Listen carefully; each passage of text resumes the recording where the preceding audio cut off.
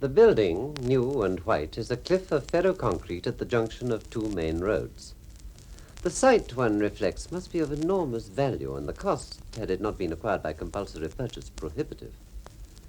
Within there is a lift, not working, and an austere staircase which climbs past a succession of splendid aluminium windows.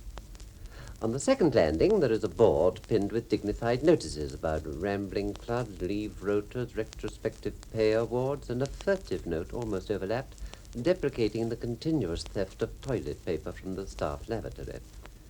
One treads with humility, if not guilt, in this priesthood of civil servants. There are novices in jackets which do not quite match their trousers, lay brothers in ready-made suits with leather elbows, and here and there monks with authoritative faces disappearing through doors marked private. This is a hierarchy, and one knows it at once. Here are the trolleys bearing cups without saucers, and here are the trolleys bearing cups with saucers. One looks for signs of human foible, a stain of lipstick on a china cup, a fag end in a fire bucket, but no. Even the missing toilet paper, one feels, can be explained. On the fourth landing, there are several doors marked private, and one in particular with nothing marked on it at all. Outside it, there is a trolley and an oval tray with a teapot, a milk jug, and a single unchipped cup and saucer. One stares uneasily. Here, one feels, is the abbot himself, and one is right. It is the office of F.K. Gaunt, Her Majesty's Inspector of Taxes for Cursiter Fields District.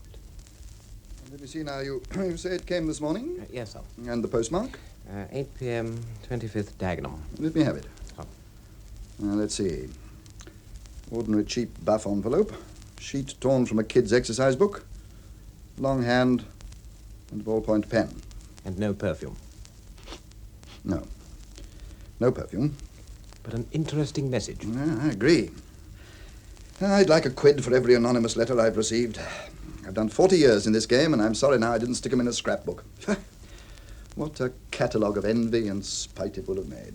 Most of them don't repay investigation. Little outbursts of malice from people with trivial minds. Do we know Jones has a seaside house, or that so-and-so keeps a flat under mistress in Curzon Street, that sort of thing. And businessmen start boasting in pubs and clubs and lodges about how little income tax they pay, and that causes jealousy, and sooner or later you get one of these. There's seldom anything that can't be answered by a smart aleck accountant. But there's always the odd one out. The one that brings a handsome harvest. You don't really like it, do you?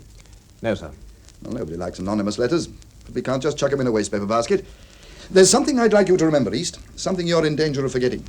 We're not concerned with morals or ethics or human behavior, only with the collection of revenue. All that rot you were talking the other day about savage back duty settlements didn't sound like a tax officer. We work for the Treasury, East. That's our side of the fence, and unless you remember it, you won't make much of an inspector. Understood? Yes, sir. Good. Now let's take this note carefully. The handwriting's deliberately disguised. In one or two places it slopes backwards, and that's a style that's common to women. But there's something else that's phony about it. You better watch Toby Dickson of Oasthouse Wood. He's cheating you proper. Just ask him about the bank account in Marylebone. He ain't what you think. Oh. Now, this is supposed to be the letter of a semi-illiterate, but is it? With im, spelt without an H, and a difficult word like Marylebone is spelled correctly?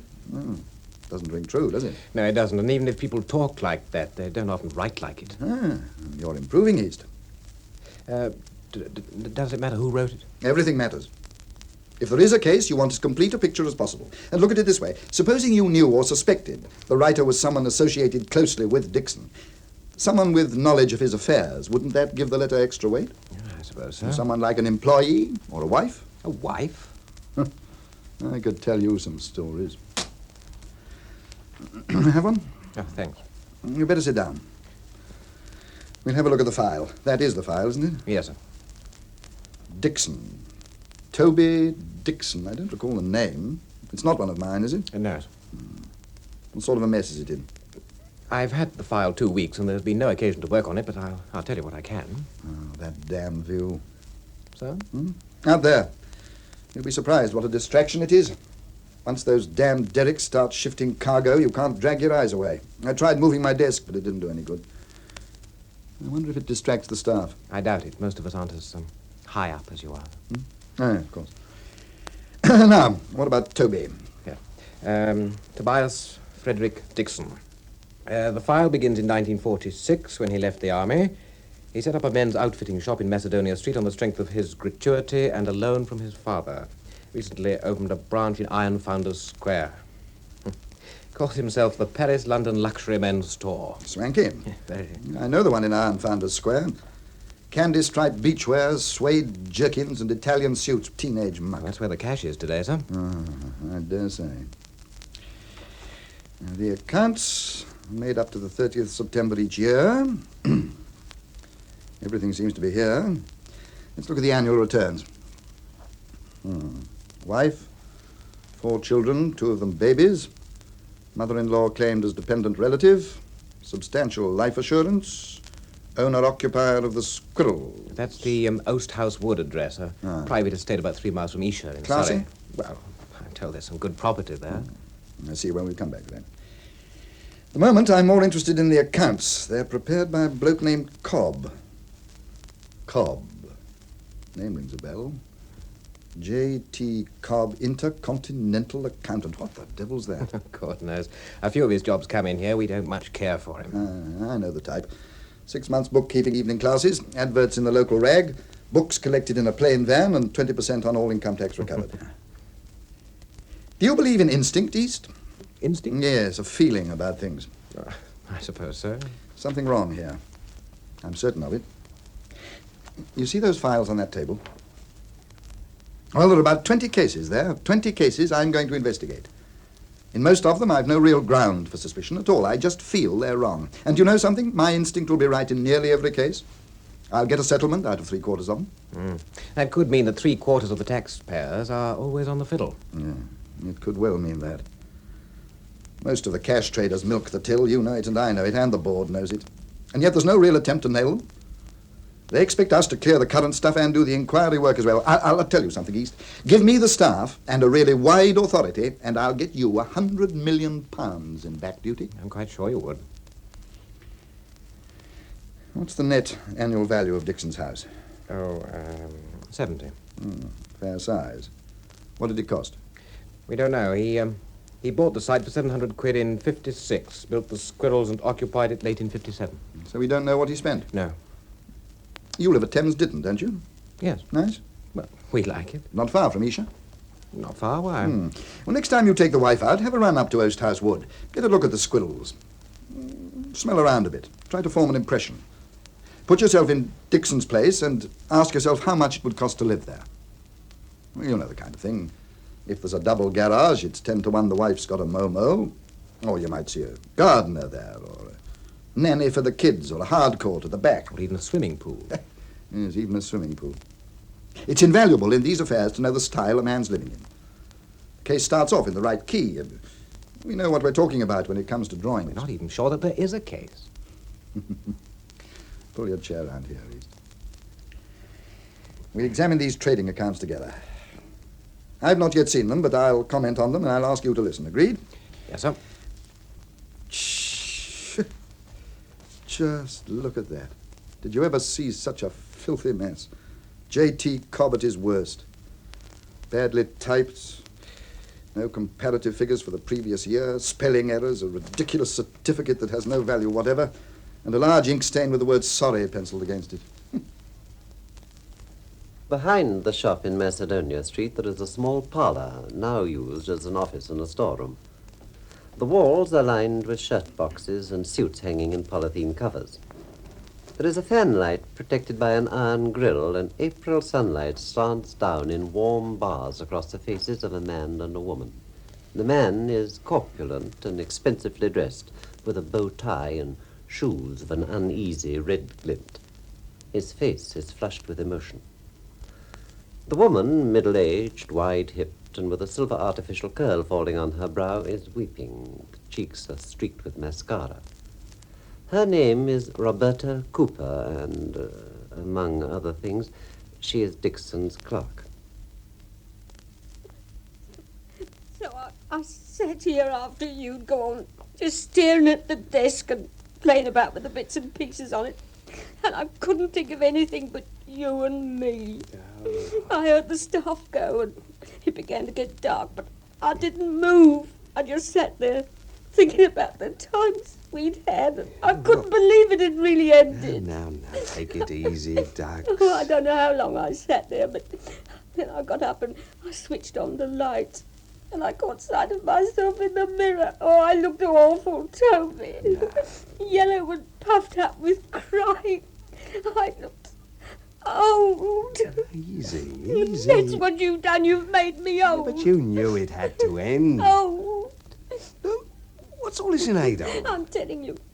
I opened the safe to put the books away, and there it was, the Pain-in book, you know, the one for the Marylebone account. I picked it up and I turned the counterfoils and...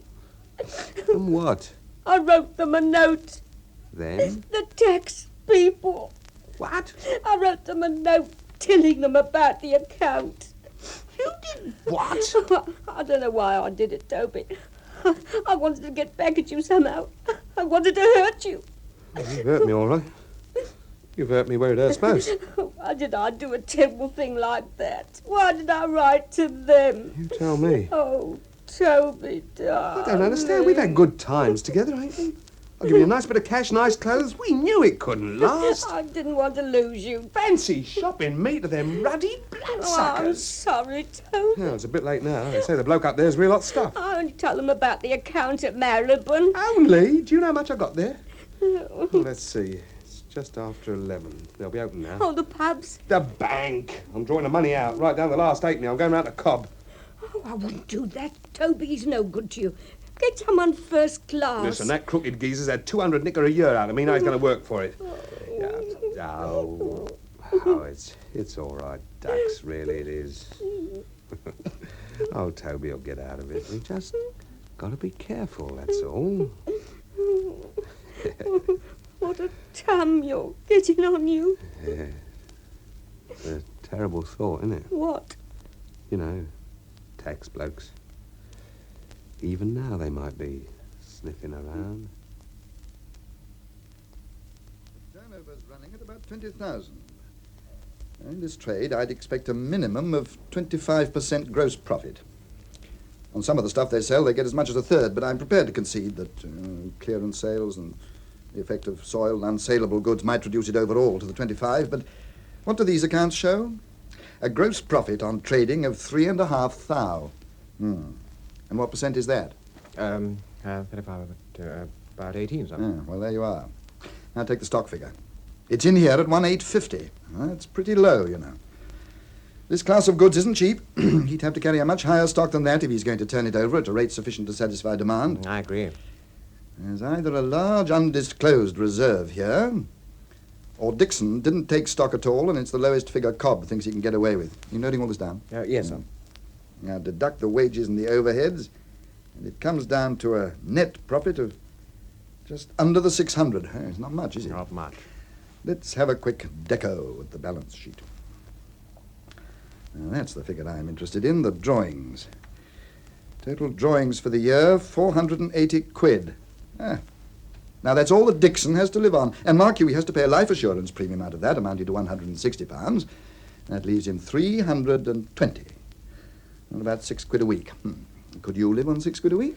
Not unless we stopped eating. And according to his annual return, there's no other income, no investments or rentals or interest. Just the family allowances for 3 kids. Yeah, which the wife would pinch. Exactly. Well, what now, sir? It's difficult. You see, all this is ordinary comment arising out of accounts. The queries should have been raised at the time and settled one way or the other. For obvious reasons, we can't ask a direct question based on an anonymous letter. It's only when there's an omission from a return of income that we find ourselves with a lever we can really use. But there is an omission. I don't get you. It's there. I can see it in the file. Look, there, Section 29, notification from the Trustee Savings Bank, and it states that Mrs. Amelia Dickson was credited with £33 interest. It definitely hasn't been returned by Dickson. There's your lever. And we've got him. Well, you know the drill, East. Write to Cobb. Tell him that trustee savings bank income has been omitted and that we'd like to have a sight of the savings book. Right. Tell him we'd also like to know the source of the deposit. And while you're on it, tell him we're reopening the trading accounts and give him a list of those queries you've been noting. And we'd like an interview with Dickson. Put the wind up him. Maybe it'll shake Cobb off and we'll get someone more reliable. Don't mention the Marylebone account, of course. If we keep something up our sleeves, we may get a higher penalty. All right? Yes, sir. And check if there's been a wages inspection. If not, get on to PAYE downstairs and tell them to put a good man in, someone who really knows his way around. Dickson can't refuse. It'll be a good pretext to have a look at the books. Very well, sir.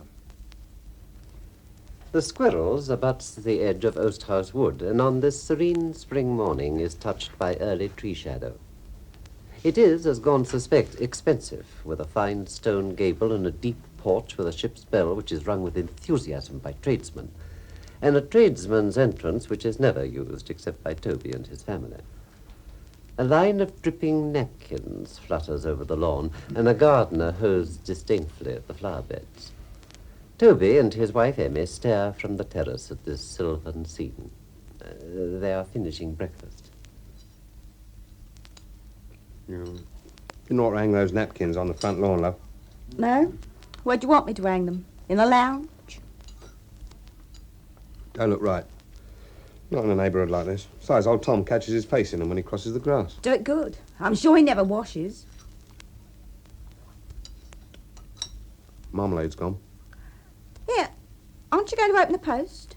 Why do you always keep on about the post? Because I never get any, that's why. Here, you open them. Thanks. Mostly bills. Old Tom's getting browned off with those nappies. Who cares? 6 bob an hour and no rough work. Who does the digging? You?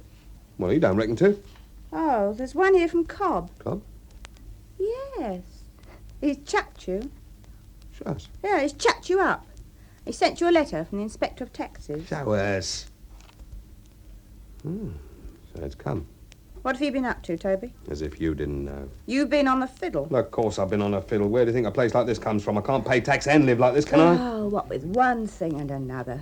First it's that bag at the shop. Now, don't bring that a up man again. of your age messing about with a Now, for married woman. God's sake. Sex, mad, that's you, like I all told you I'd give her men. up. That's why I got this. Sex on the brain. I'll give her the brush off so she shot me. She wrote to the revenue. Serve you damn well right. Well, it won't do you no good either, will it? Eh? What do you mean? What do you mean it won't do me no good? Well, you read it, didn't you? Yeah? I would also refer to the omission of interest credited to Mrs. Amelia Dickson's trustee savings bank account, da-da. Request sight of the book. Yeah, what do you think of that? Your book, your money. And your problem. How come? Look, Toby, I've brought up 2 kids and I've got 2 babies. I've slaved night and day for you and... You worked your fingers to the bone. And what I've got, I keep. And if you think I'm going to pay tax on my bit of savings... It was me to give you the money. Let her pay it. Huh? Oh, listen to it. Sure, she's the one that's had all the fun. You're tired, Oh. Ducks. Tired. I'll tell you what. Oh, sorry. I'll get you some help for the house, eh? One of them foreign girls, perhaps. Oh, yeah, you'd like that, wouldn't you? A bit of teenage skirt to bring your tea up in the morning. Why don't you talk like a lady? Because I didn't marry a gent, that's Oh, why. shut up. I'm worried. Here, could this be bad, Toby? It could. Blimey, there's quite a bit in that book, about 1,500. Chicken feed. Hey? You mean it's worse than that? That book's the least of my worries. I've got to get myself an accountant. He does so. The offices of Charters, Elvin and Company lie on the bend of the river at the fringe of the Cursiter Fields district, and, in fact, Robert Charters can look across congested waterways to those same derricks that provide so compelling a spectacle for Gaunt. His is an impressive office, ornate furniture, and a number of framed professional diplomas at which Toby Dickson stares with appropriate awe. Mr. Dickson, I want you to listen carefully. I want to make my position clear to you. I make it a rule never to act in these cases unless I'm put in possession of the fullest information. I want books, documents, personal records. I want access to everything that may have the slightest bearing. I want complete candor. Is that understood? Sure. I mean, after all, I'm acting for you, not the revenue. Yeah. I can't represent you unless I have the facts. And if I'm short on information, that's a disadvantage to you and an embarrassment to me. You do see that, don't you? Sure, I see it. There's also a question of fees. I'd insist on a substantial payment before beginning. Yeah. These cases tend to run on, you know, years sometimes, and there's a great deal of work and responsibility. You get me out of this jam and I'll see you all right, Mr. Charters. That's what they all say. That's what they say when they're worried, when they can't eat or sleep for the anxiety of it. They'll promise anything. It's a different story when the case is concluded. If it goes the wrong way, they resent paying the accountant. And if he gets them out of trouble, they tell him the fees can't come to much because there was no case to answer anyway. A bit of a cynic, ain't you? No, Mr. Dickson. Just a man with a lot of experience. Don't keep me in suspense. I'd want 500 on account. 500? Well, how much do I have left when I pay tax on that? You tell me. Oh, I don't know. But there's an angle there. I'll tell you what. I'll pay you 300 cash. That helps you. Helps me too. That's a very revealing suggestion, Mr. Dickson. But no dice. No dice. Yeah, I can see you've got heavy overheads. Oh, yes, indeed. The rent alone. Do you know this office space is leased at so much a square foot? I often sit here and think about it. That chair you're occupying, for example, about 4 square feet, I suppose. Do you realize what that space costs me per annum? And that cabinet over there doing practically nothing. Well, you could try moving it. I'm not joking, Mr. Dickson. I'll write you a check. Charters, Elvin and Co. 500 pounds. Guineas. But you said... Guineas. Always guineas in the profession. I see I'm in the wrong game. If you'll just sign it. I'm a ruddy clock. It's no damn good. I don't follow. The cheque, I've drawn it on the Marylebone account. You know, the one I told you about on the buzzer. I still don't Well, there's see... nothing in it. No cash. I took it all out. As soon as Robbie tells me what she does, I'll go round and take it all out. Was that wise? No. It's damn silly. I got in a bit of a flap. How much was there? About 6,000 quid And where is it now? in a biscuit tin. Those biscuit tins. They're quite good, really. You can put them under the floorboards. The notes keep dry for years. I'll remember it. Look, Mr. Charters, we're both men of the world. We all like to fiddle on the old tax. These blighters only waste it when they get it, don't they? Now, let's talk about this Marylebone account. You made a mistake when you closed it. That's an admission that the money is suspect. Why should you withdraw a sum like that on the day they received an anonymous letter? They know at once why you did it. I got in a panic. Take my advice, you'll pay the money, now all of it, into your current business banking account. You can state when you're asked, the business wasn't too liquid. You needed the cash for restocking or something like that. Oh, you're the man for me, Mr. Charters. I can see that. Then you'll send the 500 guineas in the morning. Oh, well, God's honour. By the way, who is Miss Couper? It's Robbie. An employee? Wow, she's down on the books. Between you and me and the gatepost, she don't know a debit from a credit. 20 smackers a week and a chassis like a Rolls Royce. Ah, you know how it is, Mr. Charters. We're both... Oh, yes, yes. We're both men of the world. And we all like a bit of crackling. The inspector mentioned your wife's trustee savings bank account. How much does she have there? About 1,500. And you never returned the interest? I didn't know she had a account. Well, that's your story. Well, I'm sticking to it.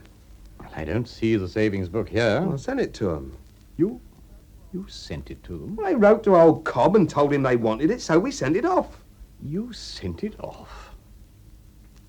I shouldn't have done that, should I? No. I won't know what I'm talking about. What kind of banking she's been making, over what period the account accumulated. It's all very important. No, it's all Cobb's fault. 200 a year for doing damn all, and now I'm in it, right up to my eyes. He's the one who should be answering all this. Well, forget him. Let him go. He's an unqualified man. He'll get you into more trouble than he'll get you out of. Now he's gone. It'll help our case. How so? Well, don't you see? You can tell the inspector that as soon as you realized things were wrong, you went to a properly qualified man. That's a point in your favor. There's a lot we can blame Cobb for. He won't dare show his face to refute it. That'll be our line of defense, Dickson. Toby. Everybody calls me Toby. That'll be our defense. Toby, you're an ignorant man. You don't like paperwork. You don't know a balance sheet from a laundry list. You left everything to Cobb, everything. Yeah, that's it. All Cobb's fault. And even your annual return form, you always signed it blank. You sent it on to Cobb, trusting him to fill it in properly. Well, I trusted that man. Was it your fault that he didn't ask any questions? Feel better already. Of course, that 500 guineas is only on account. You realize that. Now, look here. If the case goes well, I'd want a good deal more. Oh, I'm sure you would. Another thing. I shouldn't mention Miss Couper. Not in that way, Toby. One always keeps sex out of it where the revenue is concerned. Seems to upset 'em. It won't help your case. They're all very moral men with plain, stodgy wives. They just don't like it. I remember. Let's have a smoke. Now, Toby, let's get down to facts, eh? You've been very frank, and it seems obvious that certain moneys have escaped assessment. Come again? You've been on the fiddle. Yeah, you can put it like that. It's my duty as a practitioner to warn you of the possible consequences. I want you to understand here and now that I don't guarantee to get you out of the mess you're in without some payment of the revenue. I'll act in your interest to the best of my ability, and if there is a liability, then I'll try to keep it to the very minimum. Is that understood? Yeah. Now, the first hurdle is the interview. The inspector will have a colleague present, and they'll take a note of the points raised and the answers given. So be careful what you say. It is the morning of the interview, and Toby Dickson has dressed with meticulous care. Gone are the signs of affluence, the monogrammed shirt, the handmade shoes, the immaculate suiting. He has chosen a uniform of decency and respectability, which bears, nonetheless, the subtle marks of failure. A suit threadbare but carefully brushed. Shoes cracked across the instep but vigorously polished. A tie slightly frayed at the knot, displaying a regimental emblem which hints cunningly at a selfless wartime service. As a final touch of artistry, he has removed his left cufflink and substituted a neat loop of string. It is 10:45, and Gaunt is speaking.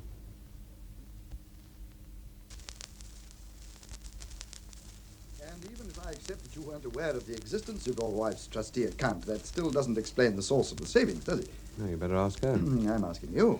My client is naturally prepared to make full restitution of the tax lost on the undisclosed interest. How should I know what she saves? A man can't ask his wife a thing like that. £1,500 in 5 years. That's $300 a year. Well, there you are. £6 a week. That's her wages from the shop. Does she work in the shop? That's what I said. With 2 babies to look after? I've got a mother-in-law. That's right, sir. It's on the claim for allowances, the dependent relative. Leave him to make his own answers, will you, East? Well, like your assistant said. My colleague. My girl works hard in the shop, damn hard. Does she come up every day? Every day. In her own little car, eh? I never said that. But she does have a little car. You better look in the garage.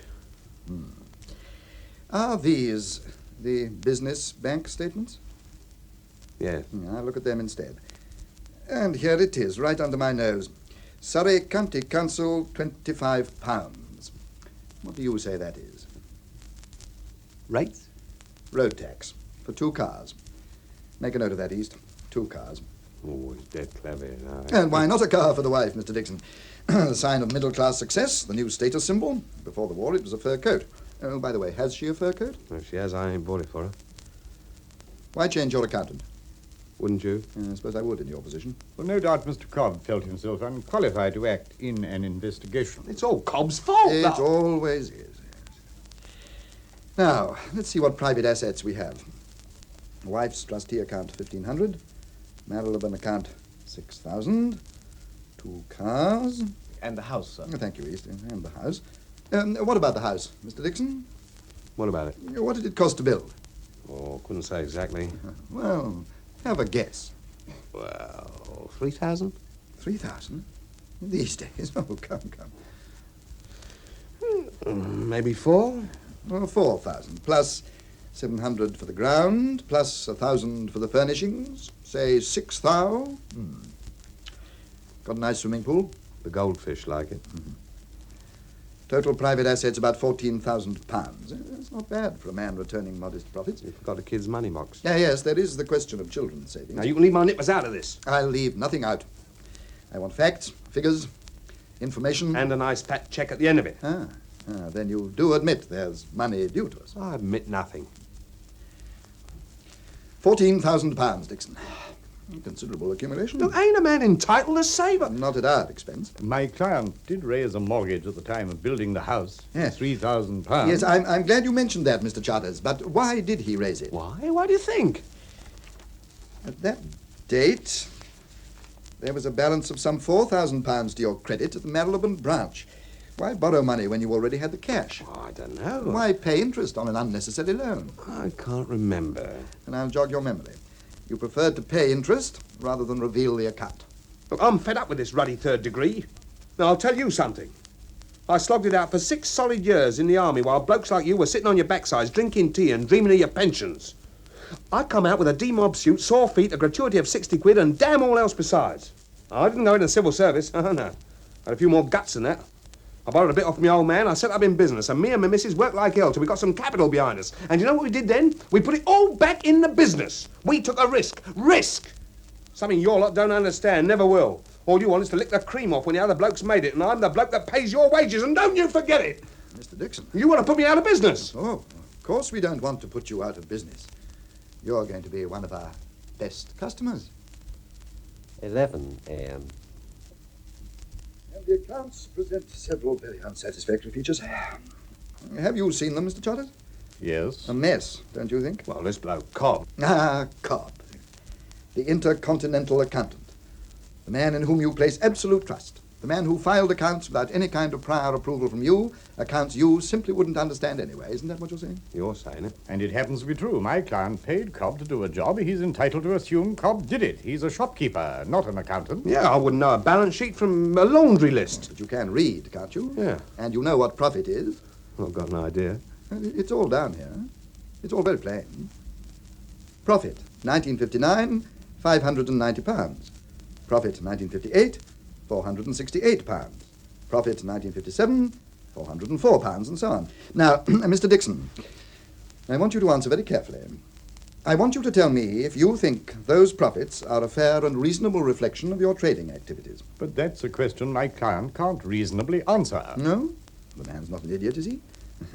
He ought to know whether he's making 500, 1,000, 2,000. I advise you not to answer. Well, I've got nothing to hide. Now, at this stage, I At do this feel... stage, I'm merely interested in deciding whether or not there's a possible loss to the revenue. I think there is. So do you, by the sound of it. I'll not sit here while you browbeat my client into making damaging admissions. Browbeat? Huh. All I want is an answer. Gents, please. Now, couldn't we cooperate, Mr. Charters, just this once? 11:15 a.m. Now look at the trading account. Do you know the percentage it reveals? The rate of gross profit to turnover? No idea. 18%. Is that good? Well, you ought to know. You've been in the trade 15 years. Turnover percentages, gross profit. Oh, you'll blind me with science, Gov. You make more than 18%, Mr. Dickson. What do you think it should be?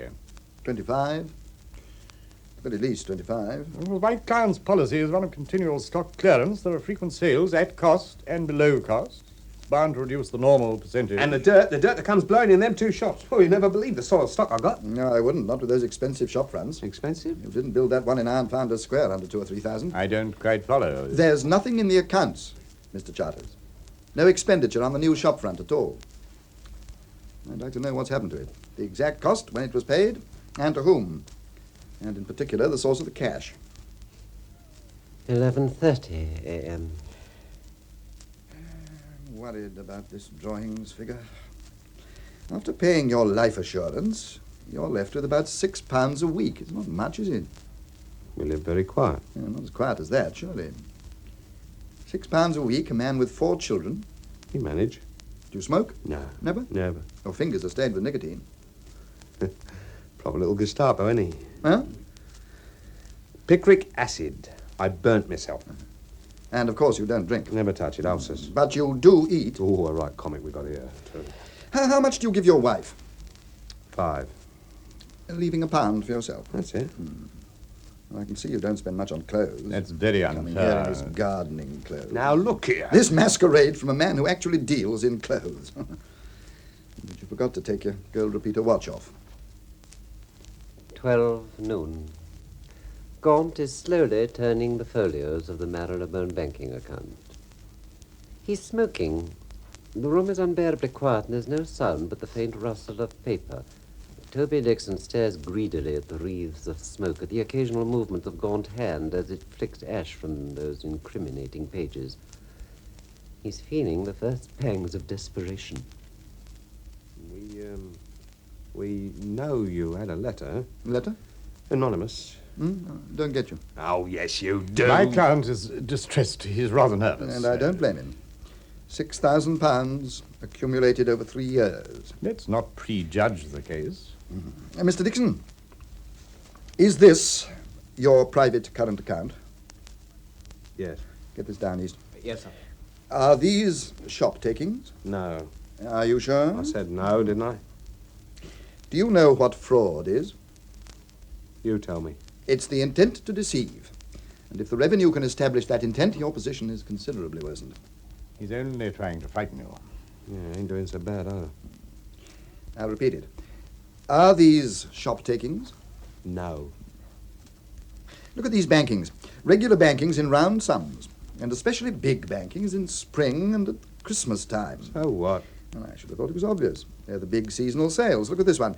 £800 at the beginning of April. What's that? A spring sale? No, spring meeting. What? Epsom. Oh.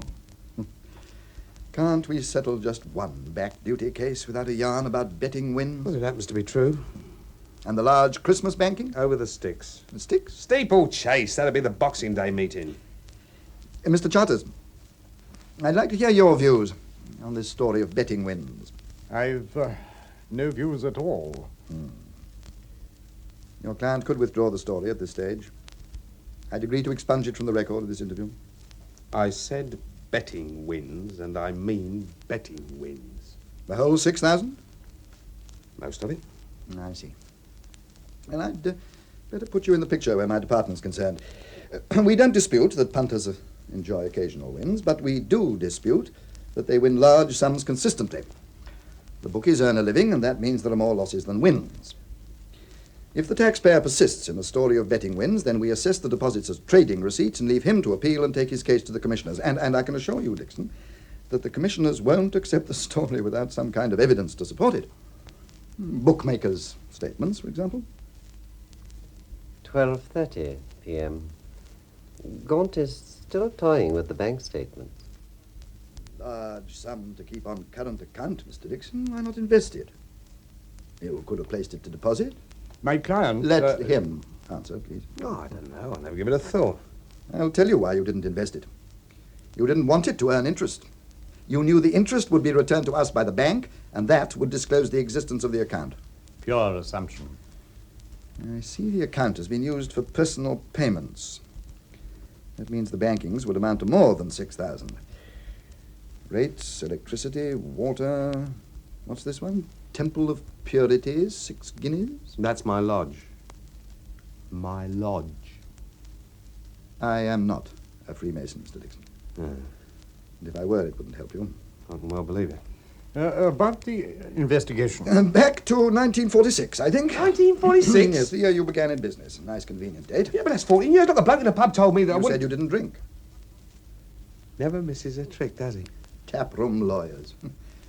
You tell your barfly pals the 6-year time limit doesn't apply when there's fraud or willful default. Fraud? Willful default? Those are strong terms and absolutely unjustified, if I may say so. Dickson, I don't know if Mr. Charters has advised you of the drill in these cases, and I won't weary you with technical jargon, but the procedure is to prepare capital statements from year to year to find, as near as we can, the increase in your personal capital. Once we have that annual figure before us, we can compare it with the profits on which you've been assessed. The difference is the measure of the under-assessment, or as you would put it, the fiddle. Clear? Oh, yeah, like mud. Well, of course, it doesn't end there. You'll have to make a full restitution of the tax lost, and in addition, there'll be a substantial penalty. That's in consideration of our not taking proceedings for the full amount of the penalties for which you made yourself liable. You understand it? I get the general message. And one thing more. At some future date, you'll be asked to sign a certificate of disclosure. That means you'll be certifying that you've made a complete disclosure to us of all assets of yourself and your wife existing over the period of the investigation. And I'll give you a word of warning, Dickson. It's a fraud on the Crown to sign a certificate when you know full well that you haven't made a full disclosure. You'll be in very serious trouble. The parlour behind the shop in Macedonia Street. Come to me as soon as he said it. Betting wins, he said. You've got to have evidence for a yarn like that. Bookmaker's statement. I don't see. Your old man, he runs a book, doesn't he? Yes. Well, I'm like down a pan, Ducks, and I ain't coming up no lily in my hand, not without help. Now, Toby, do be careful. Red hot he was, just like one of them cartoons, you see. Tall and thin, bright birdy eyes, and I don't like a bleeding egg. Give you the creeps. Oh, my old man wouldn't help. Of course not. Would you stick your neck out like that? No. I want some of them statements of his. The blank printed accounts he sends out on the credit bets. He'd never part. You could get them for me. Oh, dear, I never could. How? Knock 'em off. Oh, I couldn't do that, Toby. I'd never miss 'em. Yes, but all the same... Look, you got me into this, didn't you? Yes, I suppose I Oh, did. now you can get me out. Ah, come on, ducks. Do it for old Toby. Well, how many do you want? A week later. There is a dockyard strike, and Gaunt stares moodily from the window across the wharves to the silent ships and unmoving derricks. Look at that. They've actually left an enormous crate suspended in midair above the hold. Why don't we go on strike, East? You will, when you've seen this. What is it? A batch of bookies' accounts. Toby Dickson sent them. He wouldn't dare. He would, and they look all right, too. Let's have a deco. William Guppy, turf accountant. In account with T.F. Dickson East. Have you checked on this? Yes, sir. I've been on to Tyburn District. That's where he's assessed. He's really William Couper. Guppy's just a trade name. Big boy? No, quite small. About 30 monthly accounts here, spread over 3 years. And some very substantial winnings by the look of it. About 7,000 quid. 7,000 quid. They seem authentic. Yes, but there's a sort of new appearance to them. New. They look pretty grubby to me. Yes, they're too grubby. He's creased them up well, and you can see where he's wiped them on the floor, but it's not the sort of discoloration you get with age. There's even a bit of egg stuck on this one. Now, Toby's quite an artist in his way. Did you notice the string cufflink? Yeah. These accounts. Ah, yes, he's there. Now, this is very serious. Let's sit down. Now, let's take this thing from the beginning. Now, as I recall it, the tale about betting wins didn't come up until I'd got him in a corner on the question of the spring and Christmas bankings. And Charters himself was obviously at a loss when Toby mentioned it. Now, this is the point, East. Toby and Charters had plenty of opportunity to discuss all this. And if Toby had 7,000 quid's worth of evidence in his possession, he'd certainly have produced it to Charters. And Charters would have produced it at the interview. It was the complete answer to our charges. But he didn't. Why not? Because it wasn't in existence. Of course it wasn't. He's trumped it up since. But there's something fundamentally wrong here. Something I can't quite grasp. We could check the runners, huh? Yes. You'll find Hall's racing record for 1959 in that bookcase. But it's unlikely that a wide boy like Toby would slip up on a thing like that. Got it? Yes, sir. Good. Now, we'll take one at random. Take the Brighton meeting for August, the Preston Park Handicap. What won it? Broken fetlock.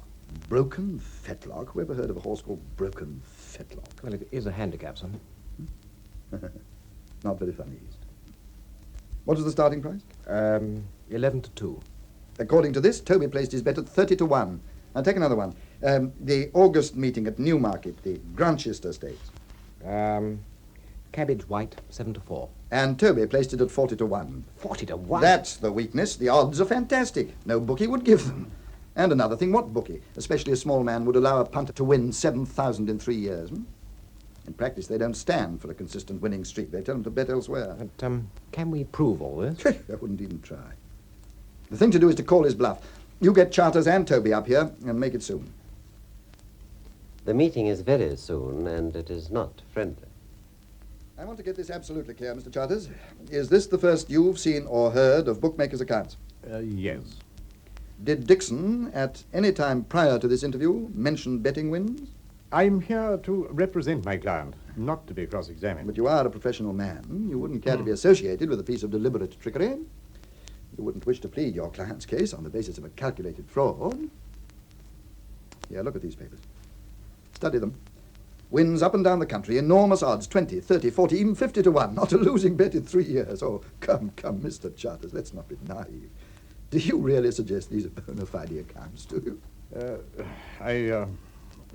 Well, in the circumstances, I'd rather my client answered that question. I'll put it to him.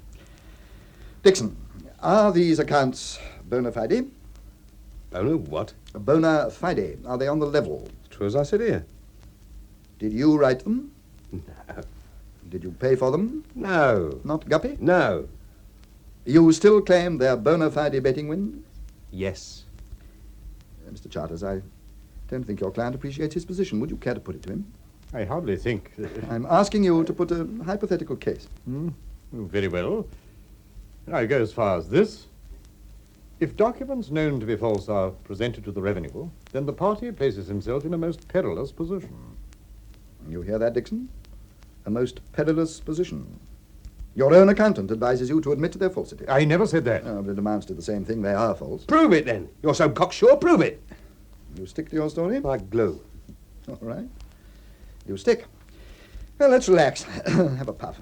I'll try and put the thing in perspective. Now, there's a touch of the comic in all back duty cases. I suppose it's the cat and mouse element, the revenue puss leaping in perpetual pursuit and never quite getting its claws in. It's a game that started with the imposition of the first income tax. It's developed its own rules, and it's played on both sides with a dash of good humor, a bit of give and take, and a degree of cut and thrust.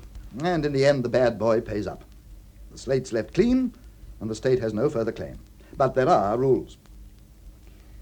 If the defaulter aids the investigation, then in practice we don't hunt too hard. But if he obstructs it, if he seeks to escape behind a web of lies, deceit, and fraud, we use every weapon at our disposal. And in your case, Dickson, the particular weapon is a criminal prosecution under the Perjury Act.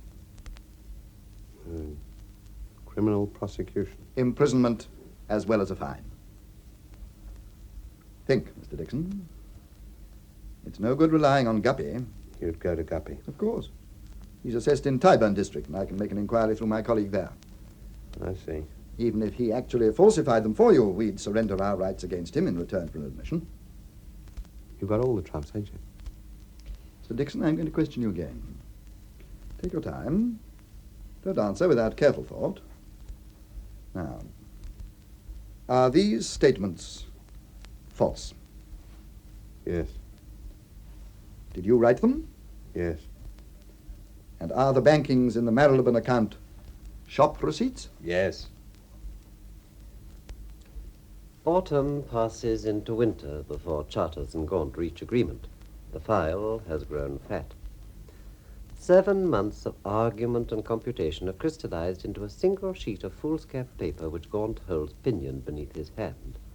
Outside, the spars and riggings are white with frost. And Toby is immaculate. The shoes aglint with the beauty of expensive leather, the suit impeccable, the tie stabbed with a solitary lustrous jewel. Prosperity sits unmistakably on those well-clad shoulders. I hear you're being put out to grass in a day or two, Mr. Gaunt. Grass? Yes. 40 years in the Revenue Service? Gaunt's last case. It is that. Yeah, out in a real blaze of glory. Mr. Dickson, I've no doubt your professional advisor has explained to you the significance of these computations. Well, I know what the damage is, if that's what you mean. The tax and surtax lost to the revenue amount to £7,500. You smoke cigars? Yeah, on occasion. Well, ain't this an occasion? Yes, I suppose it is. We'll have one. We'll all have one. Cost me 7 or 10 a piece. Oh, thanks. You look very prosperous, Mr. Dickson. Now, you feel this material. Set me back 40 guineas, and there's a dozen just like it hanging up at home. I really don't see It's a beautiful home and all, full of lovely stuff. I've got a Chinese carpet. Cost me 400 guineas. Antique furniture, the lot. all this reckless talk. Forget it. Look, I'm sick of the old game. Sick of coming here shabby. Sick of pretending I've done no good. I'll tell you something, Mr. Gaunt. I've been worried sick about this case. It's stuck in my craw. I woke up in the night with it. And it wasn't nothing to do with the money. It wasn't until yesterday I realised what it was. I've been in this office 4, 5 times. Each time I walked out that door, I've been about 3 foot high. And you know why? I'll tell you. I've sat in this chair, and the kind of togs I give to my gardener. I've had to scrub the nicotine off my fingers with pumice. I've had to talk a load of bull about not smoking, not drinking, not having enough money to keep my wife and kids. Well, my family's got everything it needs, everything. I've done well, Mr. Gaunt. Damn well. I started from nothing, I've built up a good business, and don't let any man tell you Toby Dickson's a flop. I'm proud of what I've done. Proud. We are here today to consider the offer you're to make in settlement. I've already explained to you that mere restitution of the tax lost is not sufficient to close the case. You've made yourself liable to penalties under various sections of the Income Tax Act, and we can, if we choose, proceed against you for the full amount of those penalties, to say nothing of any action that's open to us under the Perjury Act. Yes, you got the whip. We have an express power to mitigate those penalties, but the degree of mitigation depends entirely on the circumstances of the case. Now, at some point in the investigation, I generally place a case in one of a number of categories: genuine error, mere carelessness, negligence, deliberate fraud. I don't think there's any doubt which one you fall into, Dickson. I've been a bad boy. I also have to consider other factors. Has the defaulter aided the investigation or obstructed it? What is his present financial position? Has he withheld material information? Like Chinese carpets? Exactly. I'd also like to make it quite clear that I've no individual authority to accept an offer. I can only make a recommendation to the Board of Inland Revenue, and the board will either accept or reject. What offer had you in mind? A penalty of 100%. 100%? I don't get it. You owe the revenue 7,500. Means you have to offer 15,000 in settlement. 15,000. Well, after all, you've had the use of our money. You've built your business on it. You can't expect to found your future security at our expense. Yeah, and think of the compound interest the government's had to pay. All the same. I still can't say what attitude the board's likely to take. They may decide on a criminal prosecution as a matter of public policy. Fraudulent evidence, you know. Penalty of 100%. That's savage. It's not my job to advise your client, but I'll give you my candid opinion. Anything less than 15,000, and I think the board will prosecute. I couldn't advise. Pay it. But Pay it. That's your decision, Mr. Dickson? Yes. In that case, Mr. Charters, if you'll let me have a formal offer in due course. After Charters and Toby Dickson have departed, Gaunt and East move to the window, stare pensively at the walls through spirals of cigar smoke. Pretty, isn't it? Ice on the masts. Very pretty. I shall miss it. I've learned a lot about ships since I've been here. Do you remember that day when the tarantula got loose from the banana crate? We spend the whole morning watching him catch it. Yes. Nice cigars. Yes. And we'll open the windows when we've finished. It doesn't smell quite right for a revenue office. As Toby said, you certainly went out in a blaze of glory. A full 100%. Enormous, isn't it? Best I've ever done. The board may not like it. Oh, who cares? I shan't be here. Funny chap. Who, Dickson? Coming here in that scarecrow outfit long after we knew he'd got money. Oh, they all do that. It's a kind of tradition with tax evaders. But it's strange how a man's pride will suddenly assert itself. He couldn't bear to play the unsuccessful businessman. He just had to speak his piece. I rather admire him for it. Yes. Yes, I despised him until then. That little outburst cost him about 2,000 quid. I was about to suggest a 75% penalty. But I still have the feeling there's something we don't know. He was a bit too quick in agreeing to the settlement, and hardly a quibble. Almost as if he was relieved to get out of it at that figure. 15,000, it sounds fine when you say it quickly, but I wonder.